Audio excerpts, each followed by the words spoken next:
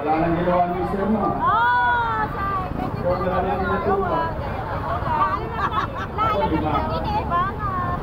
Puyat pa ako doon. Anay, tay, ganito. Kapag walang makakain ang anak nyo, gagawa nyo ng paraan. Dito tayo guys sa ating channel Kalugar na TV Vlog. At ang location natin guys sa itong Gagawin nyo lahat ang makakaya nyo. Tay, yan din ang ginawa ko. Dito ngayon ang Yormes Choice sa ng 2 milyong Manileño noong panahon ng pandemya.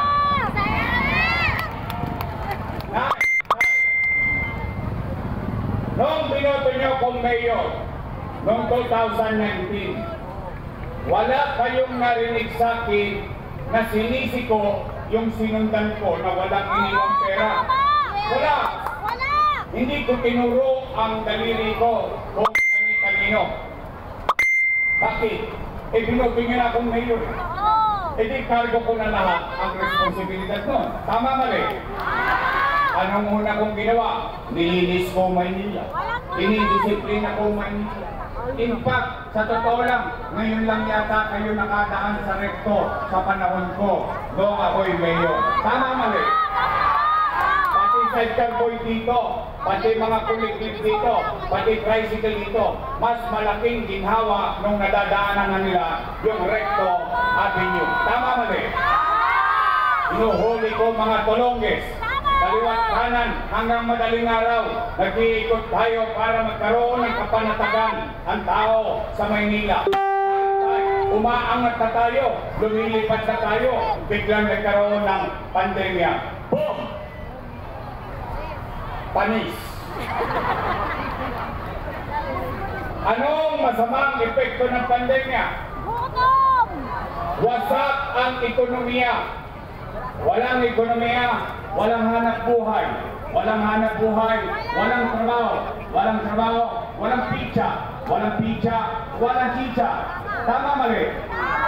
Pero mga taga-tao na, lalong-lalong na kayo. Lalong-lalong na kayo.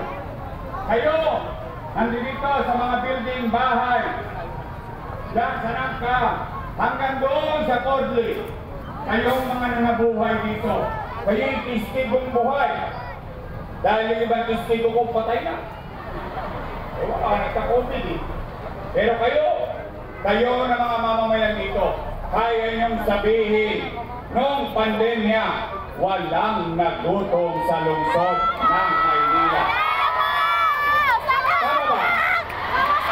Buwan-buwan, may food box. Tama mali? Natanggap niyo?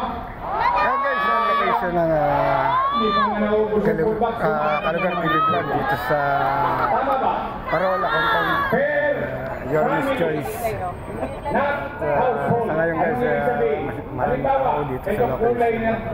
Sa salita siya Yormes ko Moreno Doloroso. Tatlo food box. Tama mali? Mayaman, middle class, mahirap, pantay-pantay, may food box sa lungsod ng Maynila. Nangyari? Nandito rin guys, yun ang kwento.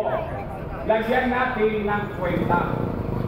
Kasi sinasabi marami akong inutang. Di lagyan natin ng guys, hanggang dito na lang muna natin video. At abangan po natin yung mga susunod pa location ng Yormes Choice na pupuntahan. Mali guys, maraming salamat po sa mga sumusubaybay ng Yormes Choice at sa sumasabay-sabay dito sa Kalugar TV Vlog. Again guys, goodbye po and God bless. Bye-bye. 700 million pesos. Malaking pera?